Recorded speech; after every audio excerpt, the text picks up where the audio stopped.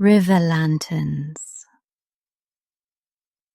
Tonight we're going to walk beside a wide, slow-moving river and follow hundreds of tiny floating candles as they drift downstream.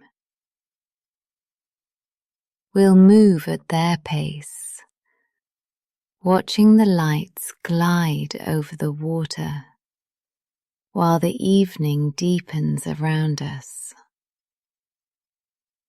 The river is already there, waiting when you arrive. A long, dark band running quietly through the town. It is wide enough that you could not shout across it and be heard clearly. But it feels gentle rather than grand, like a broad, easy-going road of water. Along the bank where you stand, a low stone wall runs parallel to the current, its top worn smooth by years of hands and elbows resting there. The air is warm but not heavy, touched by the faint coolness that comes whenever you are close to a large body of water. Up above, the sky is still holding on to the last of the daylight, a pale blue that slowly deepens, with the first few stars just beginning to appear. Street lamps behind you cast soft circles of yellow on the pavement, and their light spills just enough to touch the edge of the water. A line of trees leans over the river, their leaves forming a dark fringe against the sky, with small gaps where you can see the horizon. Somewhere upstream you can hear low voices and the occasional soft cheer, a sign that the lanterns are being launched. Down here, the current slides by with a quiet, steady sound, like pages being turned slowly in a very large book. If you walk a little upstream, the source of those voices comes into view. There is a small plaza that opens onto a gently sloping concrete ramp, made for boats, but used tonight for candles and wishes. People are gathered in clusters, standing in loose circles, or sitting on the edge of the ramp with their shoes off, toes resting on the cool, damp surface. A long folding table has been set up under a pair of lanterns strung between poles, and on the table are stacks of small paper boats, each with a shallow base to hold a candle. Beside them, a large box of tea lights glows faintly, its open top filled with rows of wax circles pressed into thin metal cups. A couple of volunteers move calmly up and down the line, offering matches and long lighters, speaking quietly so their voices don't rise above the murmur of the crowd. A young boy in a striped shirt is kneeling at the water's edge, watching his parents set a little boat on the surface, his hands unconsciously mimicking their careful movements. Near the wall, an older woman sits on a folding chair with a paper bag on her lap, slowly taking out lanterns she has folded herself, each one with a different coloured rim. The hum of all these small activities blends into one comfortable background sound, like the low chatter in a cafe where everyone is unwinding at the end of the day. You step closer to the table and pick up one of the paper boats. The paper is thicker than you expect, with a coating that feels smooth and slightly waxy under your fingertips, so it won't fall apart when it touches the water. The base is square, with 4 short sides rising just enough to keep the candle safe. And in the center is a small metal spike where the tea light will sit. The volunteer nearest you gives you a small nod and slides the box of candles closer without saying anything, leaving you space to move at your own pace.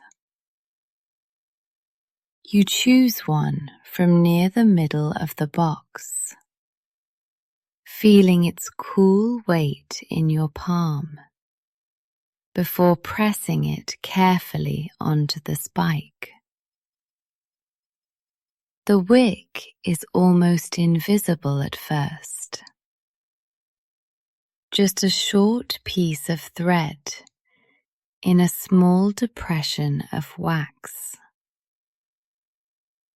When the volunteer hands you a lighter, its plastic body is warm from being used again and again. When you squeeze the trigger, the flame appears with a quick little hiss. You bring the flame close to the wick until it darkens and then brightens with a tiny point of orange. The candle's light is small but steady, making the edges of the paper cup glow faintly, like a little window. Holding the boat in both hands, you can feel how light it is, how easily it will sit on the water. At the ramp's edge, you step into a shallow film of water that has washed up and not yet drained away. It is cool against your soles through the thin fabric of your shoes, and the concrete under it feels slightly rough, with fine sand and small pebbles pressed into its surface. The river itself is only a few inches below the edge of the ramp, slow and thick as it slides past. You crouch down and lower the little boat, letting its base touch the water while you still hold its sides with your fingers. For a moment, it clings to your touch, surface tension drawing the water up around the paper's edge.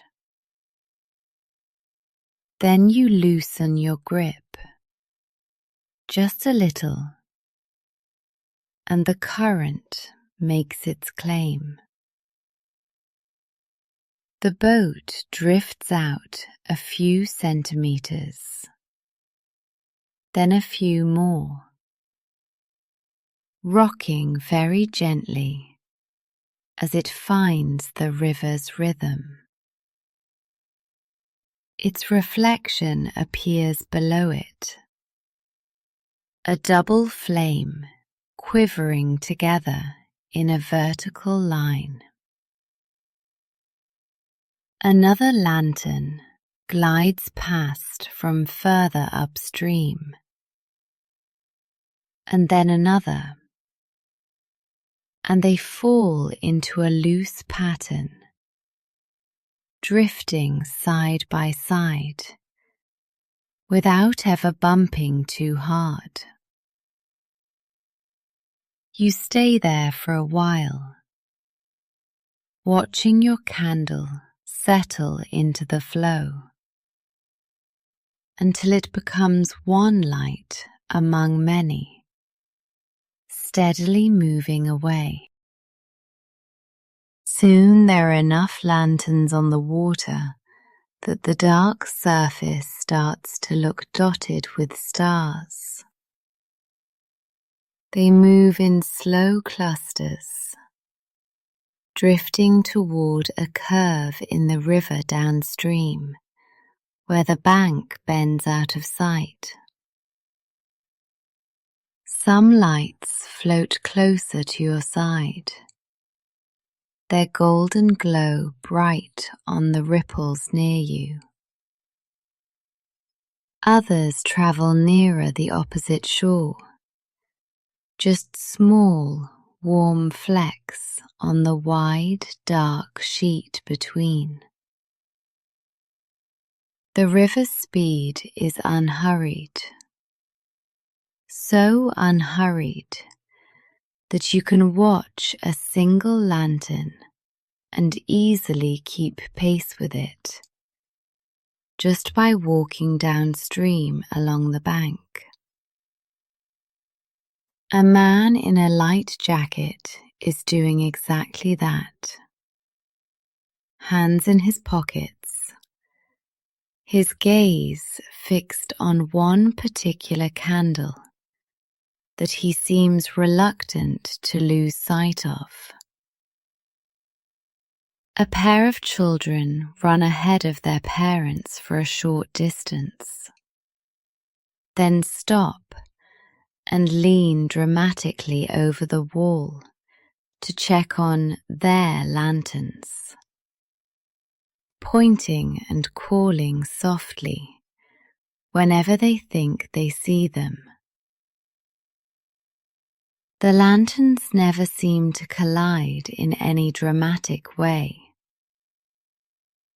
When two paths cross too closely, one boat simply slides past the other with a tiny shift, like a polite nod. The wind is light tonight, just enough of a breeze to ruffle the hair at your temples and to stir the flames into the occasional brief lean before they right themselves again.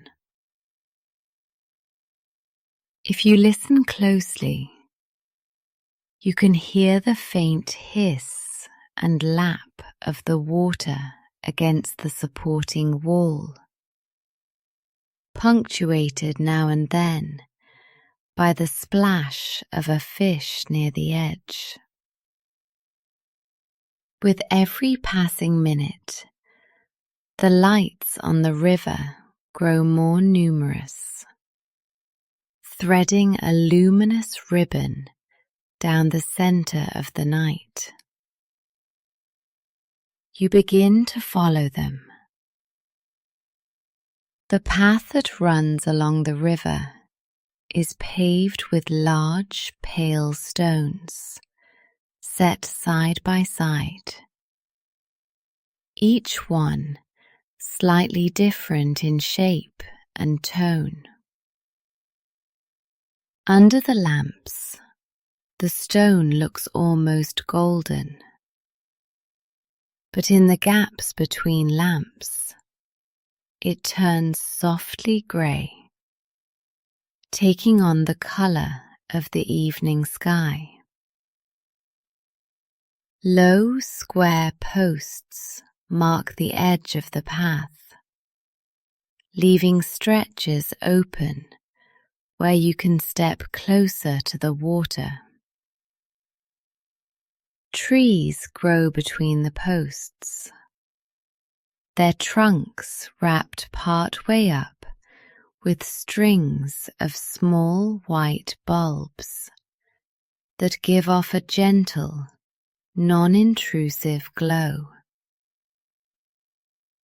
Now and then the bulbs stop, and a stretch of plain, dark bark takes over, reminding you how much of the tree remains unseen in the shadows above.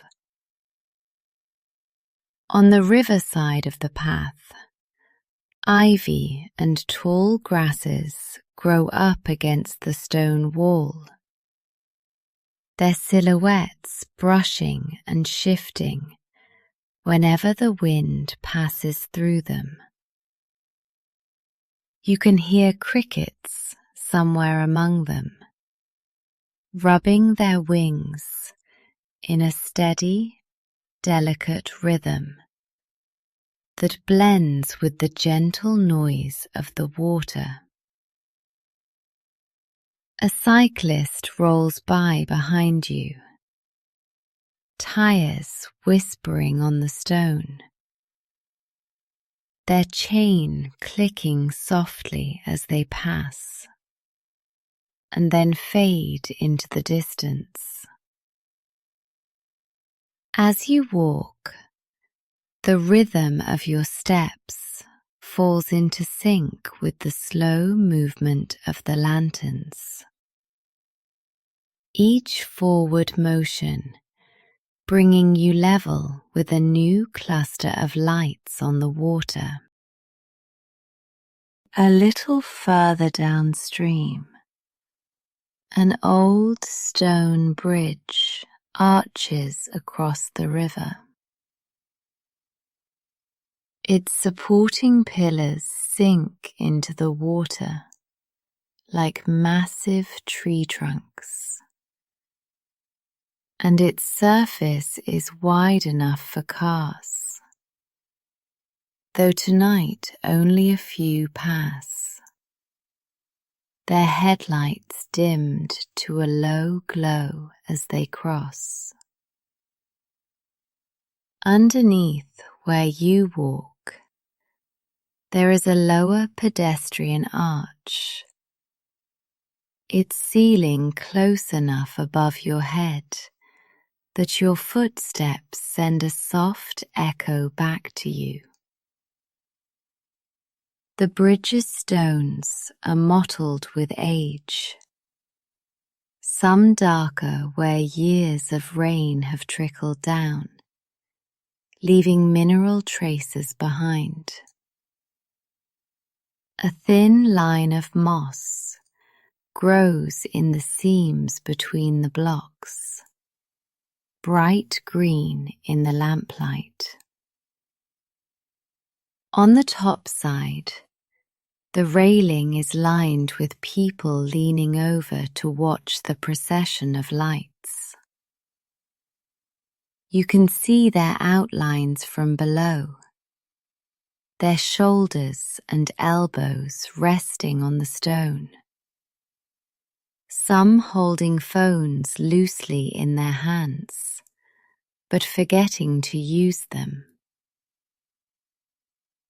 An elderly couple stands slightly apart from the others, the man resting both hands on his walking stick, his companion gently touching his arm as they watch a small group of lanterns pass directly under them.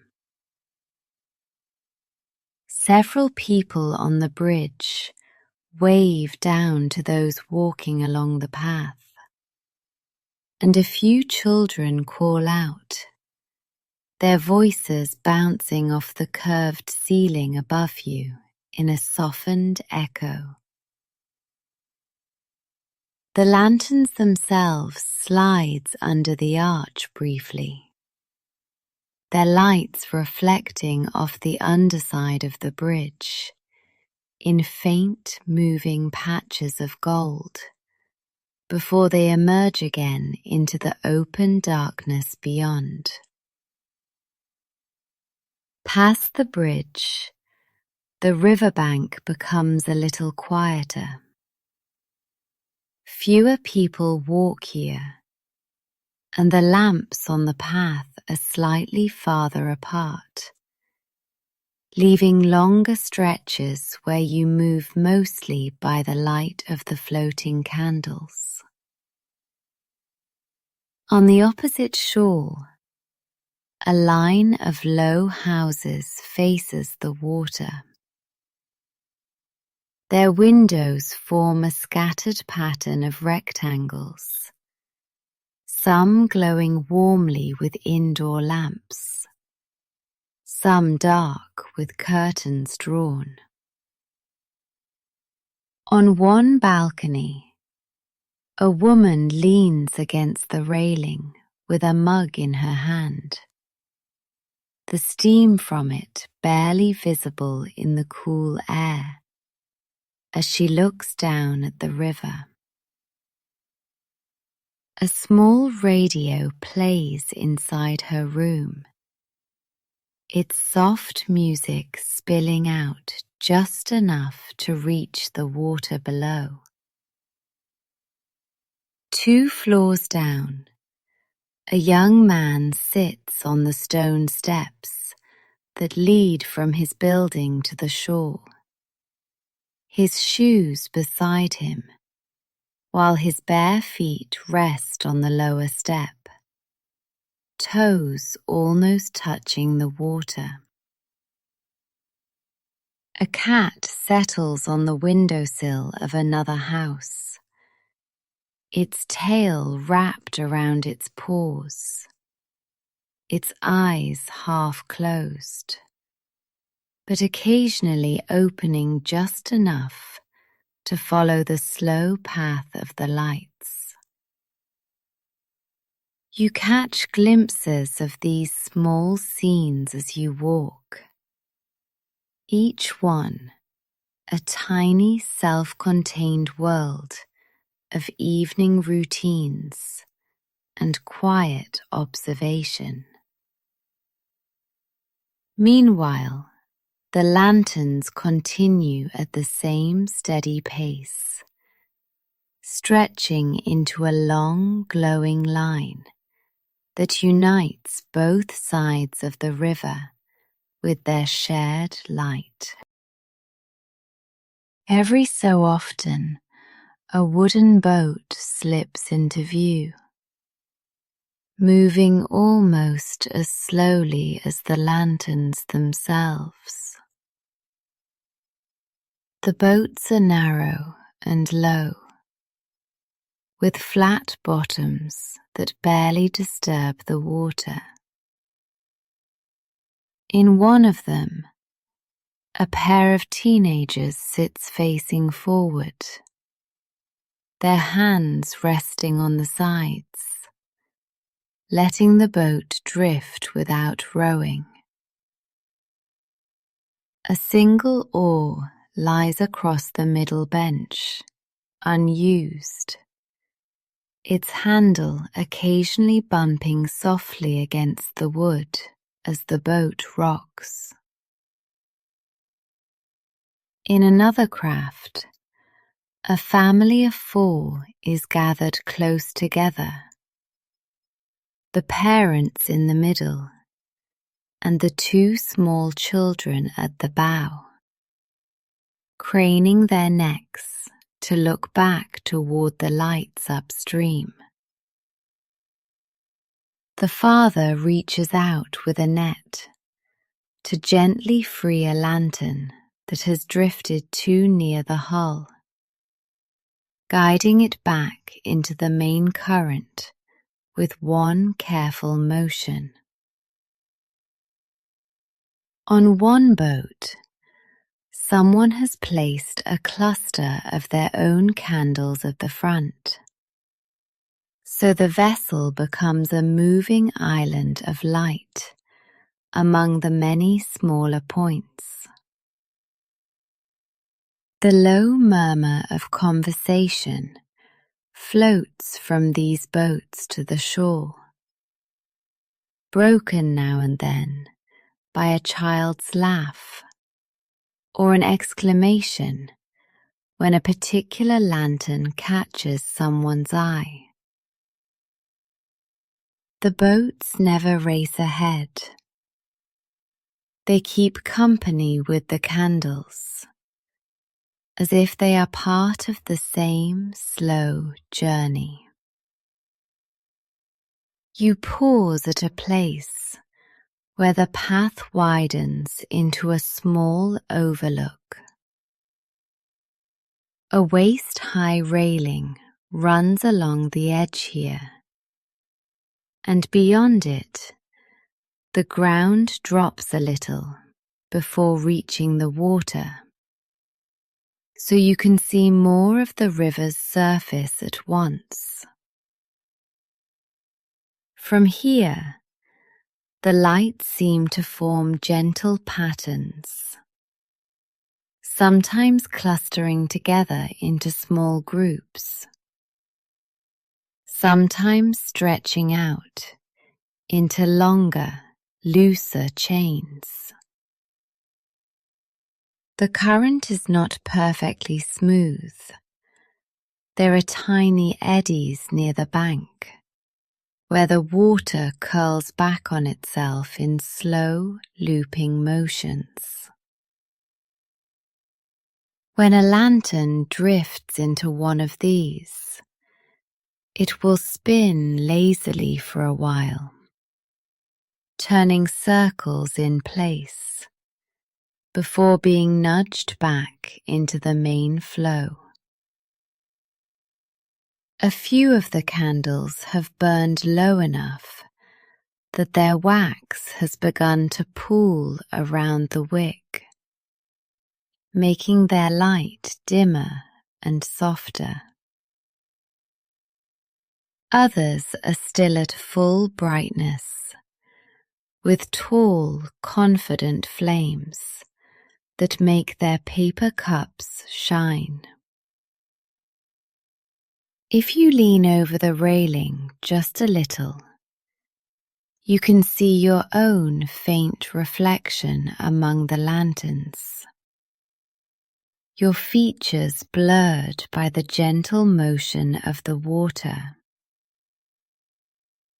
A breeze passes by, and the sound of leaves brushing against each other fills the brief, quiet gap between distant voices. You stay like that for a while, hands resting on the cool metal of the rail, just watching the river carry its cargo of tiny, steady fires. Further along, the path dips down toward a narrow strip of grass, right at the water's edge. Here the stone wall lowers into a short set of steps, and people have chosen this spot to sit closer to the river. A group of friends occupies one end of the steps, a folded blanket spread out under them, takeaway cups lined up in a neat row beside their shoes. They talk in low, easy voices, pausing sometimes mid-sentence as a particularly bright lantern passes by. One of them occasionally reaches out on instinct, as if to steady a boat drifting close. But their fingers stop just short of the water, letting the current do its work. At the other end of the steps, a man with a sketchbook balanced on his knees moves his pencil steadily across the paper. He glances up, then down again, capturing the basic shapes of the river and the lights, knowing that he can fill in the details later. A thermos sits at his side, its cap resting in the grass, half full of tea that has already cooled. A little dog lies beside him, its head on its paws, occasionally lifting its nose to sniff at the air without really waking up. The lanterns glide past all of them in silence, and the people on the steps adjust their positions now and then, that no one seems in a hurry to leave. As the evening deepens, the sky turns from blue to a soft, velvety dark, and the lanterns grow more striking against the water. Colours start to appear more clearly now. Some of the boats have rims dyed in shades of red, blue, or yellow, and these colours faintly tint the light around them. Reflections double the effect, so that each flame appears as two narrow strokes of colour, one above the waterline and one below. On the far side of the river, the houses blend into one dark mass, with only their windows visible.